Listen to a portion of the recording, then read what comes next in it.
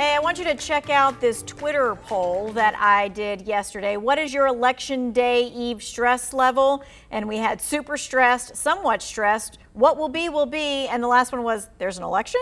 So most of the people fell in the what will be, 39%, but then coming up right behind it at 31% was super stressed. And so that's why we are here today. We're just a couple hours from the polls closing, and that could mean anxiety may be setting in for you. So we want to make sure that you have experts to talk about it with. We've got Blanca Cobb, we've got Dr. David Gutterman, and Dr. Nanette Funderburk, and we are talking about your questions right now. All right, Dr. Gutterman, let's take this one. How do you deal with friends in person after they have said things like, I will never be able to forgive you if you vote for candidate X on social media?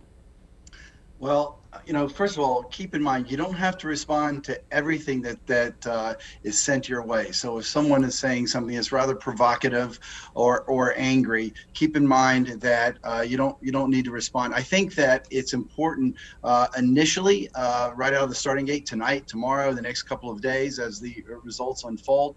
I think it's a good idea, frankly, to stay away from social media. There's going to be there are a lot of potential traps in there to get involved in some discussions that really aren't going to necessarily be fruitful. You want to be respectful of others the way you want them to respect you, and it's easy to get caught up into conversations that really are not going to be productive in any way. Okay, but I've seen those people. I've seen lots of my Facebook friends and Twitter friends say this kind of stuff. So when you see them face to face the next time, how do you deal with that?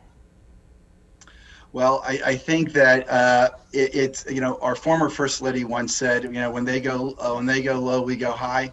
I think that's a good philosophy to take. That when somebody says something again provocative like that to you, you smile at them and let them know that you're going to whatever the results are, they are, as the people in your Twitter poll said, and acceptance doesn't mean that you're giving up. Just keep in mind, acceptance of the results doesn't mean you're giving up. In fact, it can be a call to action, and a peaceful action, but it should be a call to action to help you make things the way you would like to see the world be. Mm-hmm. All right, Dr. Funderburk, this question is, what are some ways that I can identify within me that I am stressed? Well, if you recognize where you normally live, I think Blanca was talking about that before, that baseline information, where you normally live, so to speak. So you can then start to recognize, well, wow, am I doing X a little more, or am I doing X a little less? So am I popping the headache tablets a little bit more, or am I wanting to sleep a little bit more, or can I not sleep at all? It's same with appetite.